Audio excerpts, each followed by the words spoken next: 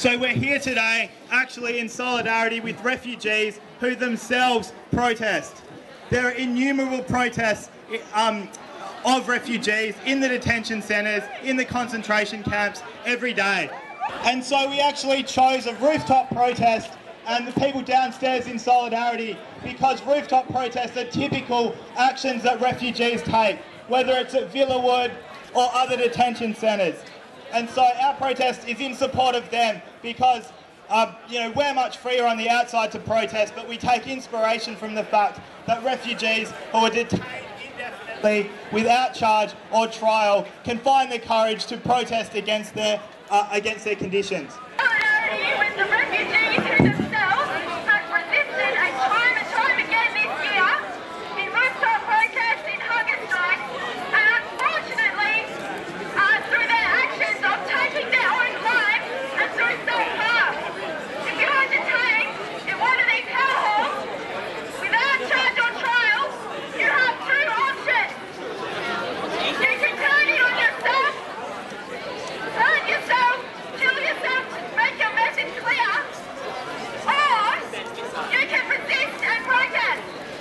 And I support every one of those refugees who have gotten on the roof and let people in Australia know the torture that they have faced, not only where they come from, but particularly when they arrive in Australia. The former Australian of the Year, Pat McGoy, a psychologist, has termed these places factories for mental illness, and that is precisely what they are. And this makes me very, very pissed off. And I think that anyone who is against this kind of torture should be protesting in solidarity with these people who have no voice. Open the borders, close the gaps, free the refugees! Open the borders, close the gaps, free the refugees! Hardcore killer, throw away the key! We won't stop till we free the refugees! Hardcore killer, throw away the key!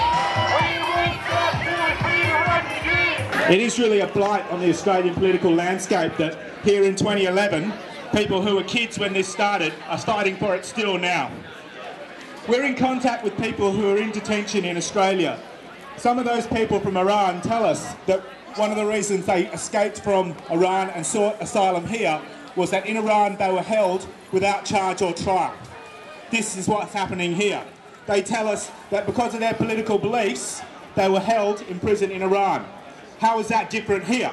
We're holding them for no other reason that they're Iranian and that they've exercised their human right under the UN Convention to seek asylum in this country.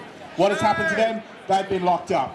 We are a signatory to the Refugee Convention. We need to stop playing political football with asylum seekers. They are the world's most vulnerable people. We signed that convention because we recognise this.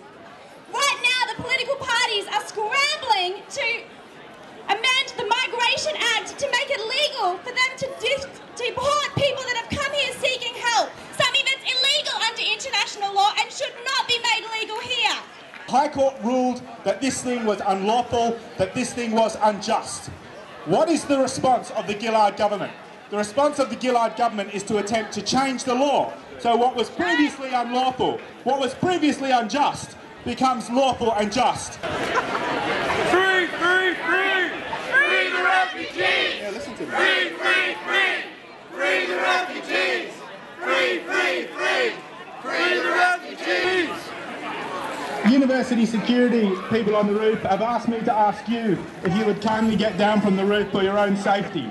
They are concerned for your safety, so if you would like to get down, that would be something that the security wants you to do. We are standing in solidarity with refugees.